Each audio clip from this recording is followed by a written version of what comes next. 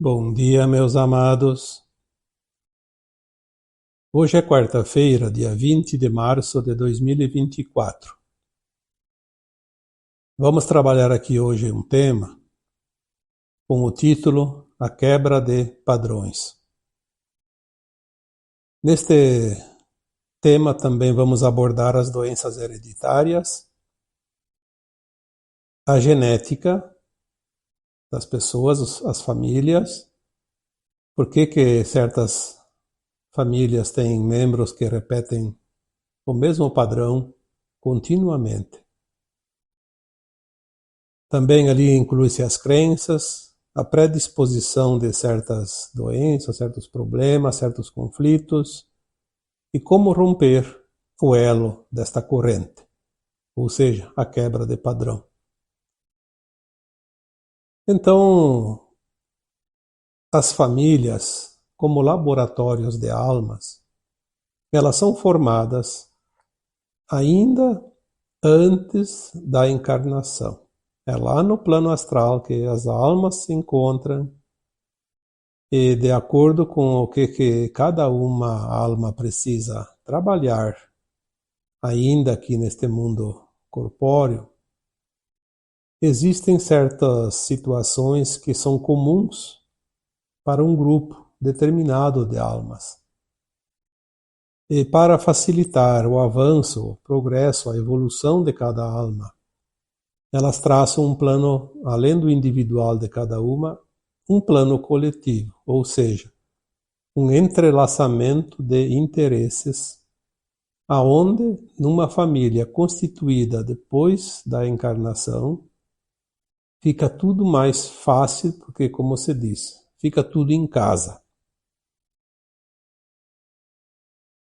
Nós já falamos aqui outras vezes que as famílias são realmente construídas antes da encarnação, já definido quem vai ser o pai, quem vai ser a mãe, quem vai ser os filhos, as filhas, quem nasce primeiro e por aí vai. Os grupos familiares que depois vão servir como verdadeiros laboratórios de alma. Nós vemos hoje quantas pessoas relatam, essa é uma doença hereditária da família.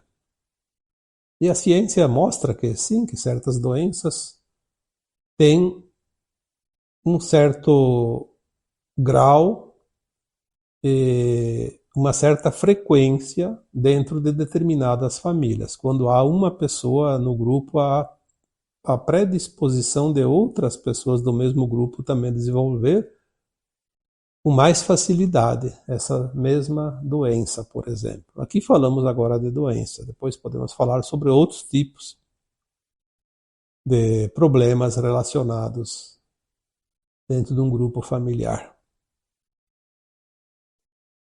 E nós acreditamos que isso possa ser verdade porque se há uma estatística, então a estatística mostra que há uma coincidência de fatos repetidos dentro de um grupo.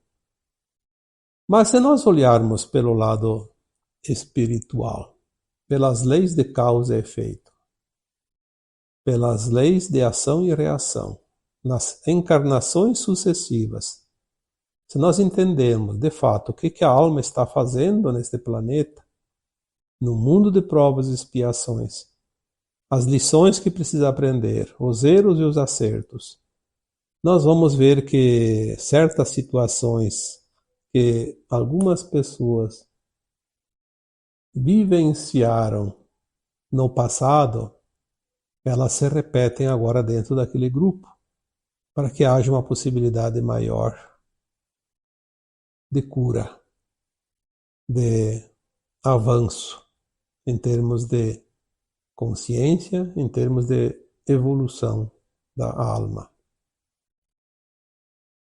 Então, se a mesma energia, os mesmos atos, ações de uma pessoa lá nas vidas passadas predispõe aquela alma a ter uma certa doença, por exemplo, aquelas pessoas do mesmo grupo que têm as mesmas frequências das vidas passadas vão desenvolver também, ou têm a tendência de desenvolver mais facilmente a mesma doença. E aí chamamos de doenças hereditárias. Só que inverte as posições, porque não é porque o pai e a mãe têm certas doenças que os filhos têm a predisposição. É porque lá atrás, nas vidas passadas, todos tiveram as mesmas energias, mais ou menos acumuladas no seu perispírito, nos seus registros akáshicos. E agora precisam expurgar, mais ou menos também dentro de uma certa metodologia, dentro das reencarnações. Então, se a gente olhar de trás para frente ou de frente para trás, tanto faz. Uma coisa prova a outra. Mas não é, porque o pai e a mãe têm a predisposição de uma doença que os filhos também devem ter, mesmo naquelas famosas doenças hereditárias. E tem mais uma coisa, quando nós falamos que os karmas precisam ser resgatados, eles não precisam necessariamente ser resgatados através de doenças. Então nós podemos curar, transmutar, dissolver o karma através de outras ações. A doença é sempre a última cartada, o coringa, aquela moeda de troca mais dolorosa, mas também mais eficiente porque ela precisa de menos tempo para dissolver uma energia negativa de vidas passadas. As crenças também contribuem muito com isso. Num grupo familiar, as crenças são muito parecidas. Então, a crença, ela cria. Ela cria porque ela tem uma frequência de criação. Se eu acredito em algo, eu desenvolvo aquele algo mais facilmente do que se eu não acredito. Se eu não acredito, é difícil de criar. As doenças genéticas, elas têm uma repetição de padrão não físico, não biológico, não genético, como matéria que nós conhecemos, o corpo físico, por exemplo. Ela tem uma repetição de padrão nas ações, nas atitudes, na maneira de pensar, na maneira de agir, no emocional, em todas as maneiras que cada um vive durante a sua vida corpórea. E é por isso, então, que o grupo familiar se reúne e tem a predisposição. Mas há uma coisa muito interessante, porque, por mais incrível que possa parecer, quando há um grupo familiar com predisposição de certas doenças para quitar os seus karmas, é muito mais fácil do que se possa imaginar. Eu diria que é mais fácil até do que se fosse um karma individual, porque o karma individual depende única e exclusivamente da pessoa que tem o karma. Tem que dissolver o karma, tem que resgatar o karma, tem que pagar a dívida. No grupo familiar, quando é um padrão, um paradigma, é mais fácil porque vamos supor que tem uma família de 10 pessoas, pai, mãe e 8 filhos, ou mesmo alguns netos, algumas noras ou genros, enfim, família. Mas de preferência que tenha o mesmo sangue. Então, deixaríamos aqui pai, mãe, filhos e netos. Quando uma alma encarnada, uma pessoa daquele grupo familiar quebra o padrão, todo o grupo se cura. Isso é uma norma dentro das leis divinas e eu acho isso incrivelmente fantástico, porque qualquer situação, qualquer paradigma, quando é padrão familiar, basta apenas uma pessoa quebrar. Porque aquela que quebra, ela é automaticamente curada e as outras também se curam. Porque se não fosse assim, Aí ficaria complicado porque nós dependeríamos, nesses casos, que todos fizessem a cura. E se um não faz, como é padrão, então todos os outros não têm salvação. Seria realmente trágico se fosse assim. Então, quando se quebra um padrão, se rompe o elo da corrente. E quando se rompe o elo de uma corrente, a corrente não está mais inteira, ela se desfaz. Quando um faz o esforço, ele faz pelo coletivo. Esta também é uma razão de as famílias ainda primarem pelos laços afetivos. Porque se não fossem os laços afetivos, na primeira encrenca, a família se desfaz. Cada um vai para um canto. É a mesma coisa se você briga com um parente, você pode até se afastar, mas você tem um laço, tem um elo. Você não vai conseguir viver isolado. Por mais longe que você esteja, vai estar ligado emocionalmente. Sempre vai lembrar que vai ter um pai, uma mãe, um irmão, um filho, um neto, um avô, uma avó, enfim. Porque se não fosse assim, as famílias não viveriam juntos tanto tempo. Claro que há certas famílias que há um rompimento e as pessoas se afastam definitivamente. Mas mesmo se afastando, sempre vai lembrar, vai sonhar, vai ter uma ligação. Essa ligação não consegue se romper. A afetividade nas famílias, elas também têm um propósito de não só curar esses paradigmas, esses padrões, mas também a procriação, a gente sabe disso. Se não fosse assim, as crianças que nascem, elas têm que ter um cuidado, e se não tem ninguém para cuidar, elas são abandonadas. Seria uma tragédia. Então, o laço afetivo faz com que um homem ou mulher que geram uma criatura, uma nova alma que encarna, eles têm uma certa responsabilidade. Por mais difícil que a vida seja, eles têm esse compromisso, porque um ser humano precisa de cuidados até uma certa idade. Sabemos já por informações das nossas equipes espirituais, das consciências mais elevadas, que a alma encarnada ela é realmente responsável por si quando ela atinge o final da segunda infância, aos 14 anos. Até lá ela precisa de cuidado, sim. Quanto mais convivência com pai e mãe, melhor ela cumpre as suas etapas, completa os seus arquétipos. O primeiro setênio, o segundo setênio. O primeiro setênio é a afirmação do yin, né, do feminino, independente do gênero, se é homem, se é mulher, ela precisa afirmar o seu yin, porque todos nós temos uma porcentagem de yin e yang. Já foi dito aqui tantas vezes que o gênero masculino tem o yang mais acentuado,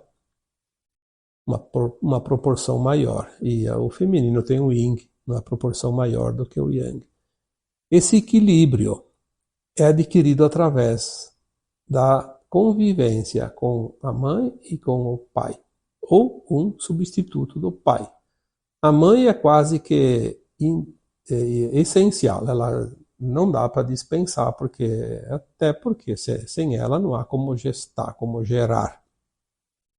Ela também que amamenta. E por isso que o primeiro setênio, os primeiros 7 anos, tem a afirmação do feminino, do yin. E no segundo setênio, dos 7 aos 14 anos, a criança ela afirma o seu yang. Na falta do pai, pode ser qualquer outro masculino, pode ser o avô, pode ser um padrasto, pode ser um irmão mais velho, mas precisa tenha uma certa afetividade. A criança precisa se sentir amparada, segura, firme naquela energia. Senão ela vai ser uma criança insegura no seu modo adulto mais adiante. Não são somente as doenças que nós podemos dizer aqui que são hereditárias pelo paradigma, pelo padrão que as famílias representam e as oportunidades que elas têm também de cura. Existem outros problemas muito mais graves às vezes do que doenças, que são os relacionamentos entre si, o respeito, o cuidado, o trabalho também, sim, porque tem algumas famílias que parece que tem alguém dentro da família que exige que os outros trabalhem para ela, como se fosse como se diz no popular, um gigolô que depende do trabalho dos outros para viver, né? Existe muito mais do que você possa imaginar. Pessoas que exploram seus próprios familiares. São os acertos de contas de vidas passadas, mas não é justo e não é ético e não é moral. Brigas, quando há bens no jogo, principalmente quando há a divisão de bens na morte, por exemplo, de um pai, de uma mãe ou de ambos. Quando se faz este inventário, ali se conhece o caráter de todos os membros do grupo.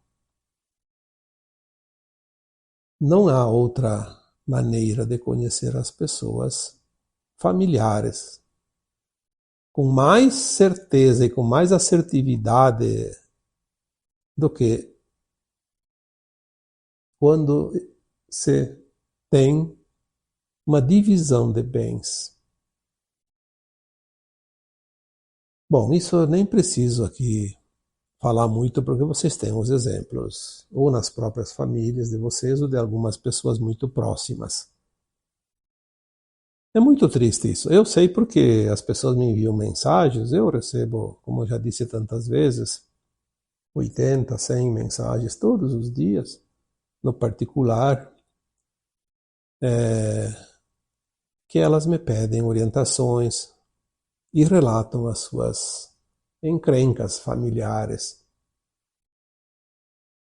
Como tem pessoas dentro da família que parecem os piores inimigos que se pode ter na face da Terra. Eu fico até às vezes impressionado com o tamanho da situação de muitos casos. Certo que sempre tem, a gente sabe disso, mas existem alguns que chegam a extrapolar o limite da aceitação. Verdadeiros algozes carrascos humanos dentro das próprias famílias. É claro que se nós vamos fazer uma avaliação, uma verificação, uma análise, um estudo muito profundo, vamos ao passado de ambas as partes e ver lá no passado que a vítima de hoje foi o algoz de ontem, como sempre dizemos. Mas se aquela pessoa que hoje faz o mal para os seus familiares entendesse que isso também não é futuro, porque lá adiante vai se reverter situações e ela vai pagar muito caro por isso também. É preciso compreender por que certas situações se repetem dentro de um grupo, um certo padrão, para que alguém consiga quebrar o padrão. Quando é duas pessoas que não se entendem e uma quer que o outro mude, é sempre assim. Ah, outro tem que mudar. E o outro pensa a mesma coisa, o outro tem que mudar. E como nenhum muda, a coisa continua e continua para muito tempo. Se as pessoas soubessem que o outro não precisa mudar uma vírgula, basta que eu mude. E o outro muda por quê? Porque ele não acha mais ressonância naquela frequência. Se eu mudo, eu quebro a frequência. É como eu sempre digo, a senha para acessar o Wi-Fi. Se muda o aparelho, tem que fazer uma nova senha. Se o administrador lá do aparelho muda também, reconfigura ele, tem que mudar, tem que achar a nova senha, senão não acessa mais. Então, quando você tem encrenca com alguém, mude a configuração, a senha. Mude você. O outro não vai mais te acessar naquela frequência, ele vai mudar. Aí você vai dizer, o outro mudou. Sim, o outro mudou. Sem que ele soubesse que ele mudou. Ele simplesmente não encontrou frequência em você e ele começa a agir diferente. É como as pessoas que gostam de futricar nas páginas dos outros, nas redes sociais, nas postagens. Aqui mesmo no YouTube, no Facebook, em todas as redes sociais. Às vezes você coloca um tema com todo esmero, amorosamente. A gente tem que tirar um tempo que não se tem para ficar aqui passando uma informação. E quantos fazem isso? E tem aqueles que se acham dono da verdade, mas que tem dentro deles realmente aquele bichinho da ignorância, eu digo, porque não tem outra palavra para explicar, porque se é maldade, tem coisas mais interessantes para eles se saciarem do que ficar criticando, ofendendo.